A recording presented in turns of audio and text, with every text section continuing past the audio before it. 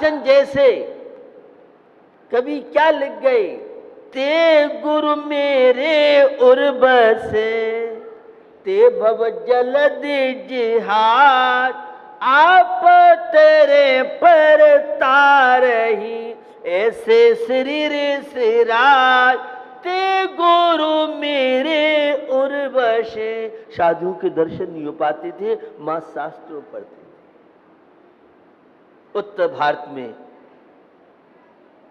1922 में आचार्य शांतसागर छाणी महाराज, जिनका जन्म कार्तिक वदी एकादशी विक्रम संवत 1945 18 से 88 में जन्म हुआ था, और उनका जन्म स्थान छाणी गांव का नाम है। छान ज्यादा थी उदयपुर डिस्ट्रिक्ट में, अब जला दूसरा है, तो छाणी गांव के थे, इसलिए पहचान के लिए इनके नाम के साथ छाणी या उत्तर भारत भी बाद में प्रचलित हुआ। और इनका जन्म का नाम केवल दास था, पिताजी का नाम भागचंद था और माता का नाम माणिकबाई था। आचार्य शांतसागर छाणी महाराज और आचार्य शांतसागर दक्षिणाचार्य चक्रवर्ती, दोनों एक नाम के दो सूर्य एक साथ उदय को प्राप्त हुए। आचार्य शांतसागर दक्षिण वालों ने 1915 में मुनि दीक्षा ली थी, इन्होंने 1923 में मुनि दीक्षा ली। वो क्षुल्लक दीक्षा उनकी 15 की थी, और शायद 1920 में उनकी मुनि दीक्षा, इनने 1923 में 2-3 वर्ष का अंतर था। दक्षिण वाले महाराज 1927 में शिखर जी की यात्रा के लिए काशीलाल पूनमचंद, जब तक आचार्य शांतसागर छाणी महाराज के यहाँ 3-4 चातुर्मास बहुत प्रभावशाली हुए, क्योंकि उस समय साधुओं के दर्शन और विहार करने में बहुत दिक्कत आती थी। मुझे याद रहा तो मैं बाद में उनकी बात करूंगा। शांतसागर छाणी महाराज, जिनका हमें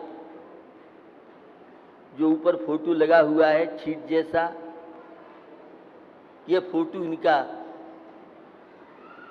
जैन बोधक से हमें प्राप्त हुआ था, और भी कुछ फोटो मिले थे। यह 1922 आरा की सबसे प्राचीन लाइब्रेरी थी, महिला आदर्श में से फोटो निकाला था। 1990 तक हम लोगों को हमारे गुरुजी आचार्य सुमत सागर जी महाराज ने, जो 16 कारण पर्व के 1 माह के उपवास करते थे और 3 दिन के अंतराल से 1 दिन छाछ लेते थे, गुरुदेव आचार्य सुमत सागर जी महाराज, उनने मुझे एक दिन डांट लगाई, तुम इतने विद्युत संगोष्ठी पूरे देश के विद्वान तुम्हारे संपर्क में हैं, हम किस परंपरा के हैं, थोड़ा सा इस विषय में रिसर्च शोध कराओ। मेरे को बात उनकी लग गई। 1990 मेरा बढ़ाना इसी मुजफ्फरनगर जिले में जो आता है, अखिल भारतवर्षीय शास्त्रीय परिषद का अधिवेशन था, पूरे देश के विद्वान आए थे। मैंने बात रखी भी ये छाणी शांतसागर छाणी महाराज प्रशांत मूर्ति एक बाल ब्रह्मचारी हैं, दूसरे चाय चक्रवर्ती, इनकी शादी तो हो गई थी, लेकिन और जो गोना फोना और जो नेक होते वे सब नहीं हुए। बचपन में ही वो कन्या या उनकी धर्मपत्नी विदा ले गई थी, तो दोनों का काल रहा। और जब मैंने 1990 में बात की तो न इनके पिता का नाम, न माँ का नाम, न कोई परिचय था। कुछ विद्वानों की ड्यूटी लगाई और आज वह पूरा इतिहास। शाहपुर जिला मुजफ्फरनगर समाज का बहुत बड़ा योगदान। 100-150 वर्ष पुराने जितने जैन बोधक थे, जैन गजट थे, जैन मित्र थे, और भी कई प्राचीन पद जो वर्तमान में बंद हो गए हैं, सब इकट्ठे करा के एक साथ बैठते थे, उसमें देखते थे कहाँ छाणी महाराज, कहाँ चाय चौकरती, बड़ी मेहनत की। और 1991 में गया में आचार्य शांत सागर छाणी, ये पहली स्मारका डॉक्टर कस्तूरचंद जी काशली इतिहासकार हुए हैं उनके द्वारा, और फिर प्रयास किया आचार्य शांत सागर छाणी स्मृति ग्रंथ। सुंदरलाल भंडारी जो बिहार के राज्यपाल थे, तिजारा में उसका विमोचन हुआ। तब से फिर आचार्य शांत सागर छाणी महाराज की चर्चा लोगों के, क्योंकि चारित्र चक्रवर्ती को टाइम मिल गया था, आजाद देश हो गया, उसके बाद उनकी समाधि हुई। और इनकी शांत सागर छाणी तपस्वी तो थे, प्रभावशाली थे, इनके शिष्यों में कई साधु बहुत प्रभावशाली हुए, लेकिन ख्याति नाम और लोकेशना से बहुत दूर रहे। और परतन देशता समाधि 1944 में हो गई, इसलिए उनका इतना प्रचार प्रसार नहीं हुआ। आज उत्तम ब्रह्मचर्य धर्म है, उसकी बात आपसे करूं। बंधु, ब्रह्मचर्य हमारे देश की पहचान, कैरेक्टर हमारे देश की पहचान, चरित्र हमारे देश की पहचान। यह है 10वीं पाठशाला पर्युषण पर्व राज की ब्रह्मचर्य का पाठ, सदाचार का पाठ हम सबको सिखाने के लिए आई है। ब्रह्मचर्य समस्त तप और व्रतों में शिरोमणि माना जाता है। जैसे मंदिर का निर्माण तो हुआ और शिखर के बिना मंदिर अधूरा माना जाता है, ऐसे ही ये शिखर सदृश महत्वपूर्ण यह ब्रह्मचर्य व्रत है। ब्रह्मचर्य व्रत स्वच्छंद वृत्तियों पर अंकुश लगाने का नाम यह ब्रह्मचर्य व्रत कहलाता है। ब्रह्म माने आत्मा और चर्य माने रमण। जो आत्मा में रमण कराता है वह पूर्ण ब्रह्मचर्य व्रत के नाम से जाना जाता है। बाहर दौड़ती हुई दूषित भावनाओं को उत्पन्न नहीं होने देना, यह ब्रह्मचर्य व्रत कहलाता है। अर्थात अपनी ऊर्जा को समेटना वह ब्रह्मचर्य व्रत के नाम से जाना जाता है। अधोगामिनी चेतना को ऊर्ध्वगामिनी चेतना बनाना, यह है ब्रह्मचर्य व्रत। एक चेतना अधोगामिनी बनती है, एक चेतना ऊर्ध्वगामिनी बनती है। अधोगामिनी चेतना में विकार, वासना, बुराइयां, ईर्षा, द्वेष, छल कपट, अशुभोपयोग, पाप का जीवन। ऊर्ध्वगामिनी चेतना में शुभोपयोग की भावना, शुद्धोपयोग की भावना, सदाचार की भावना, नैतिकता की भावना, अणव्रत और महाव्रत पालन करने की भावना, आत्म कल्याण की भावना, आत्मा के उत्थान की भावना, ये अधोगामिनी ऊर्ध्वगामिनी चेतना का प्रभाव न करता है। पानी बहता रहता है, उसका उपयोग नहीं है। जब वह पानी इकट्ठा हो जाता है तो वह विद्युत, बिजली उसके माध्यम से तैयार हो सकती है। तो हमारी ऊर्जा इंद्रियों के द्वारा निरंतर बाहर बहती रहती है, और जिसमें हम अपनी ऊर्जा को क्षीण होने से बचाते हैं वह ब्रह्मचर्य व्रत अपनी ऊर्जा को केंद्रित कर आत्मा को स्फूर्ति जो प्रदान करता है वह ब्रह्मचर्य व्रत कहलाता है। जो तेजस्विता और बल प्रदान करता है वह ब्रह्मचर्य व्रत के नाम से जाना जाता है। बंधु, बाहर के तमाम रूप, रस, गंध, वर्ण, संगीत आदि फीका करके और अतीन्द्रिय उस अरूपी आत्मा की अनुभूति जो कराता है, यह धर्म कहलाता है। उत्तम ब्रह्मचर्य के जो धनी मुनराज होते हैं और ग्रस्त लोग आंशिक रूप से ब्रह्मचर्य का पालन करते हैं। विवाह होने से पूर्व पूर्ण ब्रह्मचर्य की साधना जिन कन्याओं के जीवन में, युवा के जीवन में रहती है, वे तेजस्वी कहलाते हैं। उनके लिए संसार में कोई भी कार्य दुर्लभ कठिन नहीं रह पाता है। और जो शक्ति का अपव्यय करते हैं, वे जीवन में कई प्रकार की बीमारी के शिकार हो सकते हैं। तो शादी से पहले पूर्ण ब्रह्मचर्य की साधना करना, और शादी के बाद पुरुष है, विवाहित पत्नी के अलावा सबको मां और बहन के समकक्ष समझना, यह स्वदारा संतोष व्रत के नाम से जाना जाता है।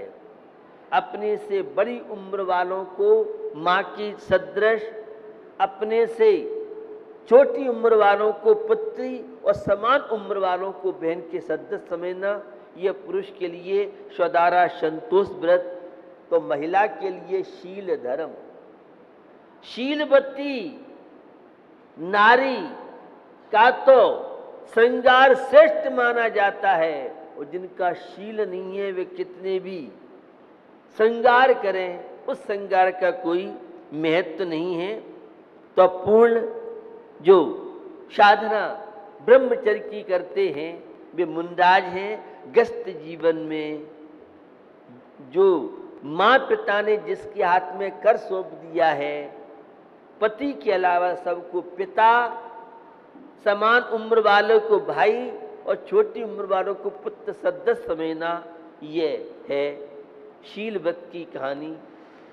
शीलवती नारी पत्थर को मोम बना सकती है, और जिनके जीवन में शील के प्रति उदासीनता है, आज एड्स जैसी भयंकर बीमारियां, उनके अनेक कारणों में यह स्वच्छंद जो प्रवृत्ति चल रही है, चरित्र के प्रति, सदाचार के प्रति, ब्रह्मचर्य के प्रति उदासीनता, यह अश्लीलता, कामुकता का वातावरण हमारे देश को कहां ले जाएगा, एक सोचनी और विचारनी सब्जेक्ट है।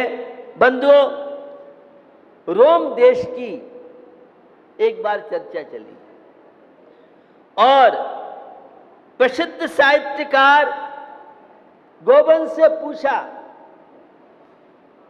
चर्चा की, रोम ने उन्नति कैसे की, रोम देश के नागरिक विकास कैसे हुआ।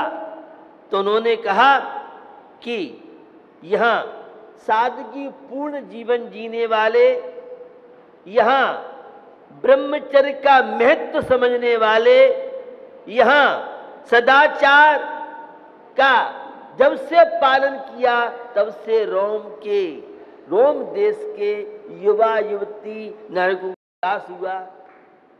फिर पूछा पतन का कारण क्या, रोम देश किस कारण से पतन किया। तो उन्होंने कहा पतन का कारण पूछना चाहते हो, जब विलासता या बढ़ती चली गई, युवा युवती अपने कर्तव्यों से विमुख हो गए, स्वच्छंदता जीवन में बढ़ती चली गई, अश्लीलता कामुकता जीवन का अंग बन के रह गई, तो यह देश अवनति की ओर, पतन की ओर बढ़ता चला गया। तो हमें जीवन मिला है, हम भी जीवन की महिमा को समझें, जीवन के रहस्य को समझें, तो निश्चित जीवन में देश का विकास, देश की उन्नति सदाचार के माध्यम से, नैतिक मूल्यों के माध्यम से, कैरेक्टर के माध्यम से, धन यदि गया गया नहीं कुछ भी, स्वास्थ्य गया कुछ जाता है, सदाचार यदि गया मनुज का सर्वशील लुट जाता है। सदाचारी बनिए, अपने जीवन में ब्रह्मचर्य की महिमा समझे, शील धर्म की महिमा को समझे। हमारी वेशभूषा, हमारा खान पीन, हमारा रहन सहन, क्या हमारी संस्कृति थी, हमारे आदर्श क्या थे। मैं बैकवर्ड की बात आपको बताना चाह रहा हूं। कितनी हमारे यहाँ मान मर्यादाएं घरों में हुआ करती थी। कोई भी महिला अपने अंग को इतनी सावधानी से रखती थी तो कोई भी अंग उनका दिख नहीं सकता था। दूसरा, मर्यादाएं घरों में इतनी थी, माता पिता के सामने कोई भी पिता अपनी संतान को खिला नहीं सकता था, उससे अश्लील और गंदा माना जाता था। अब आजकल तो माता पिता पहले ही विदा कर देते हैं, उनसे पहले ही न्यारे हो जाते हैं। दादा दादी का घरों में अब स्थान समाप्त होता जा रहा है और इस विषय में फॉरेन कंट्री, विदेशों में जागरूकता आई है। मैंने एक दिन बताया, अपने प्रसंग बस बताना चाह रहा हूं। क्या बात है, बच्चों का सर्वांगीण विकास क्यों नहीं हो पा रहा है? तो वह रिसर्च के तथ्य आए कि पहले घरों में ग्रैंडफादर, दादा दादी रहते थे तो पोता पोतियों को दादा दादी की ममता, प्यार, दुलार मिलता था, तो बच्चों का सर्वांगीण विकास होता था। आजकल तो वृद्धाश्रम, मेरे पास बहुत आते, महाराज वृद्धाश्रम खुलवा दो। हमारी ये संस्कृति नहीं है। हमारी संस्कृति तो वृद्धों की घर में सेवा करने की संस्कृति रही है। तुम अपने माता पिता की, सासू ससुर की सेवा करोगे तो तुम्हारी संतान भी तुम्हारी सेवा करेगी, और तुम अपने माता पिता, सासू से ठुकराओगे तो तुम भी बुढ़े बुढ़िया बनोगे। तुम्हारी संतान उसी तरह का व्यवहार करेगी जैसा व्यवहार तो अपनी सासू ससुर के साथ या अपने दादा दादी के साथ, माँ पिता के साथ करते। ये वृद्धों का अनुभव, वृद्ध लोगों की आशीष हो और जवानों का जोश और वृद्धों का होश हो तो आप हर क्षेत्र में सफलता प्राप्त कर सकते हैं। तो जीवन सदाचारी हमारा बन सके। सीता जी के सामने रावण हाथ जोड़े बैठा हुआ है, अन्य विनय कर रहा है, मेरी तरफ निहारो। सीता जी शीलवती नारी थी, धर्मात्मा नारी थी, घबराई नहीं हुआ नारी।